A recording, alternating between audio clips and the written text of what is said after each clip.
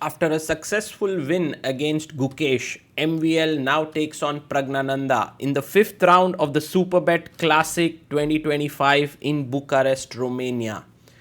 Pragg opens the game with 1 e4. This has been a great event for Pragg until now, with 3 draws and 1 win against Nodirbek Abdusattorov. Those 3 draws came with the black pieces, and now that win against Nodirbek was with white. And now with MVL, we are witnessing an exciting Sicilian.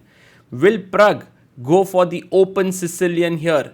MVL has been known for his Sicilian Najdorfs, and it's absolutely amazing how he manages to play that opening in spite of the fact that his opponents know that he will play it. It's such a wide open terrain for them to come prepared, but MVL is like, hey, I'm an expert in this line, and he goes for it, and I have full trust on my preparation and understanding of the Najdorf structures.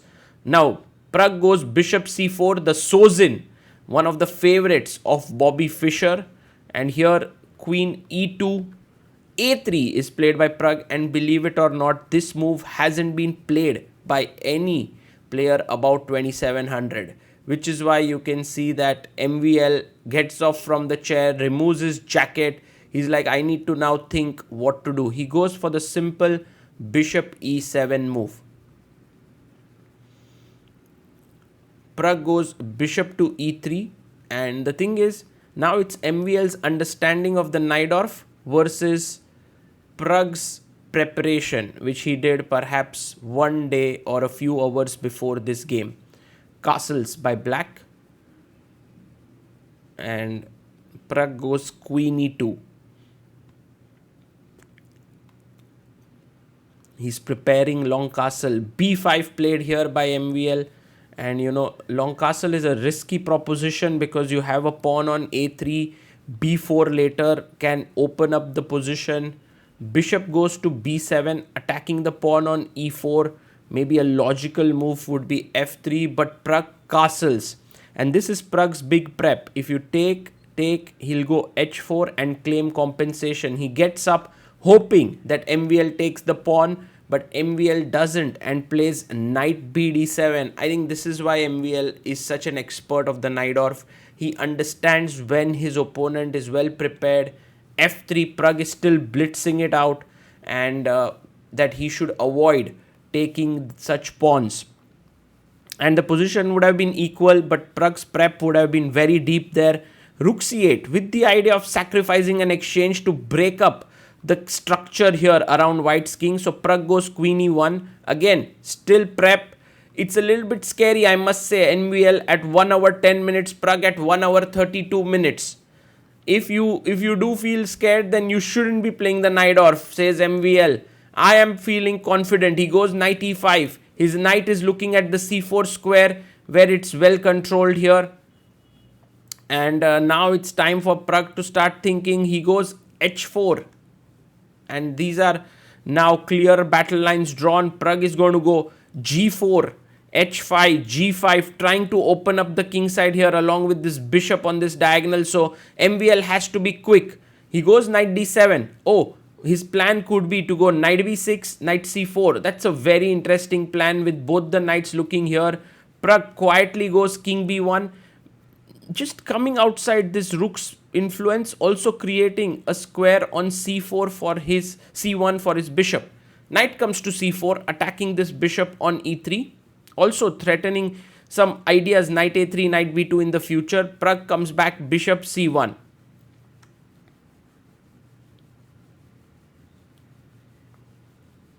And bishop comes out to f6, attacking the knight on d4.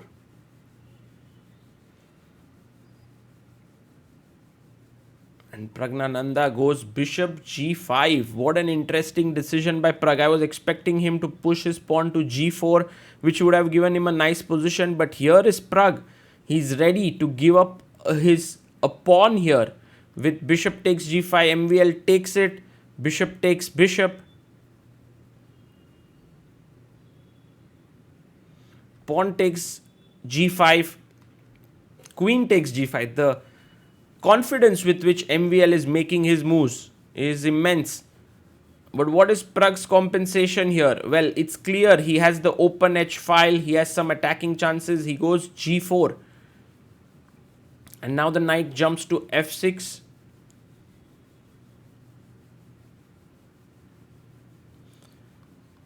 How to sort of remaneuver this knight? He goes knight D-E2 here in this position.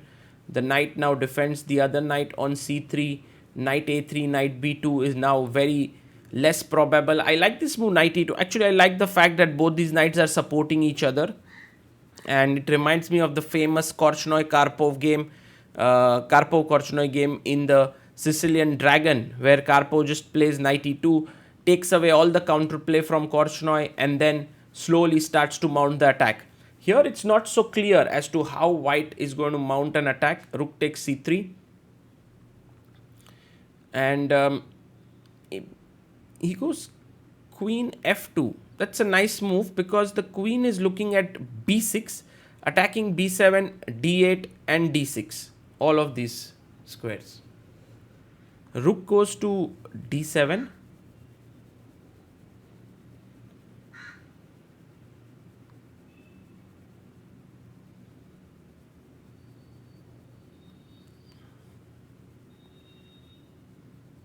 And queen to H2.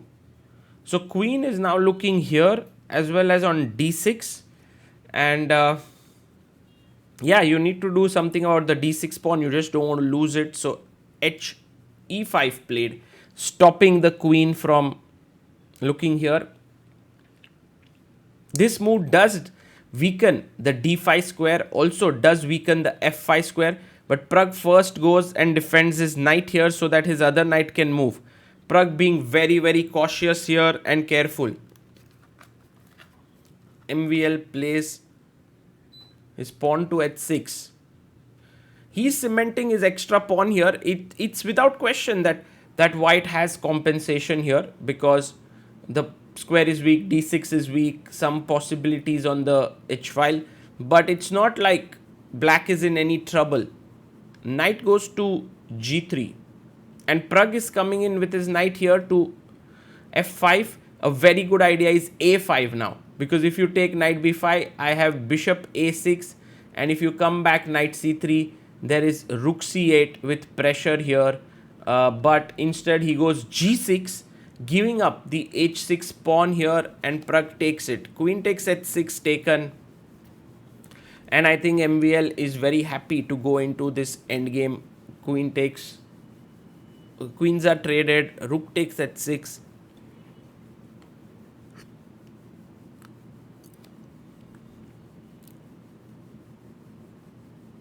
And he goes knight to H7.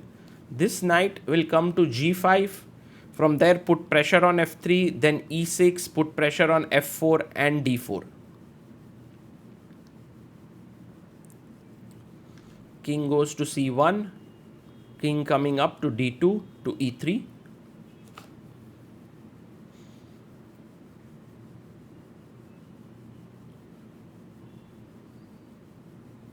So knight to G5 played.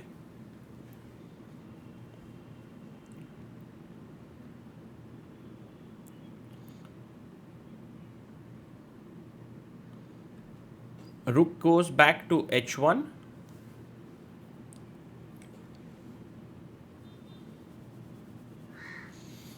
King comes up to G7.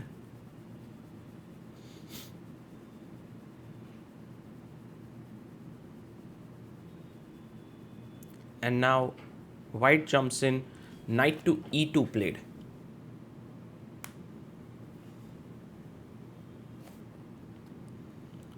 He goes back rook to C8.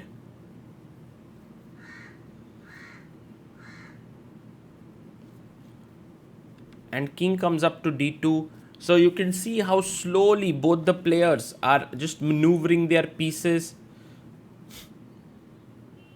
MVL also brings his king into the game. And we are approaching move number 40. We are at 31st move. Pragg has 6 minutes. MVL has 14. King comes up to E3. This is kind of a wise decision by Pragg to defend the F3 pawn with his king. King E7. Just improving the position of his king here.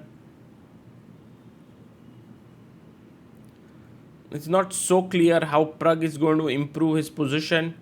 He goes rook to d2, defending this pawn. Maybe now the knight can move, but where? I don't think you want to play knight d5 here. Knight comes to e6, eyeing d4 and f4, but white knight is covering them for the time being. And Pragg goes knight c1. Very interesting move.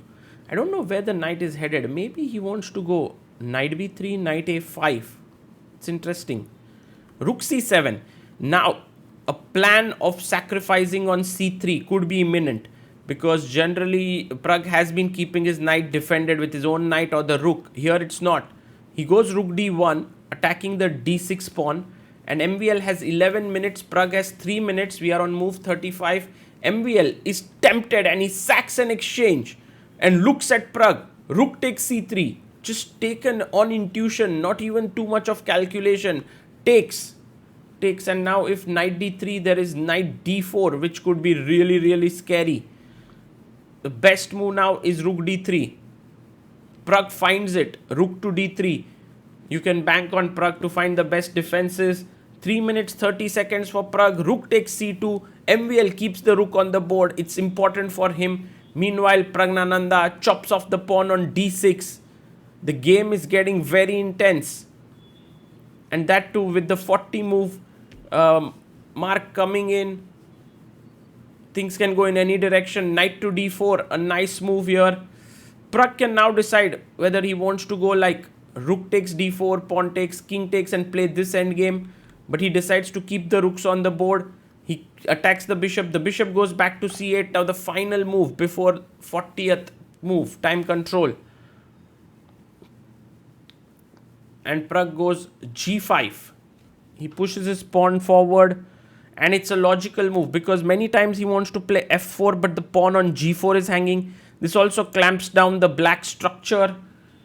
MVL plays quickly bishop e6. And now 40 moves have been reached. Both players get 30 extra minutes on the clock. The game is still very, very intense and very wild. You know, it depends on how ambitious Pragg is. He can go f4. He takes the pawn on a6. Very interesting move. I think you have to give a check, or maybe you can block here with bishop c4. I mean, that's also possible. He gives a check, attacking the king and the pawn on f3. Rook d3 would lose to the c1 hanging. Knight d3 looks like a good decision. King d2 played by Pragg, attacking the rook. And if you play rook takes f3, then I have knight d3 attacking e5 with a very good position. Knight also going to c5. So rook check. King e3. Check.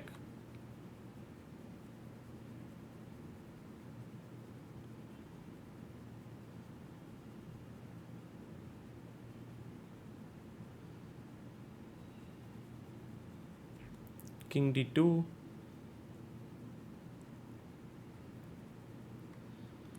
And it seems like the players are going to repeat the moves here. MVL, I don't think, is keen on continuing and taking the risk with rook takes f3, rook check. And Pragg himself, well, Pragg can continue playing here. He plays king e3, but after check, I mean, he can continue with knight d3, but I think he also sees the risk. MVL here calls the arbiter for a threefold repetition, and I believe the arbiters will ask the players if there is. He says, I'm going to play rook c3 check, and arbiter makes the move, and it is a draw there. Pragg is, I don't know if he's happy with this result or not, but I believe he was under some pressure in this game. MVL, I think, played really well to take on your opponent's preparation and then manage to kind of try to push in the position. Just goes to show what a big Najdorf expert MVL is. And kudos to Pragg for taking it on, playing the open Sicilian, finding some new ideas. Pragg always is able to do that. He's really good at openings. And also now discussing at the end of the day, we go into the first rest day with both Pragg and MVL being joint leaders with 3 out of 5. Last 4 rounds will be very, very exciting.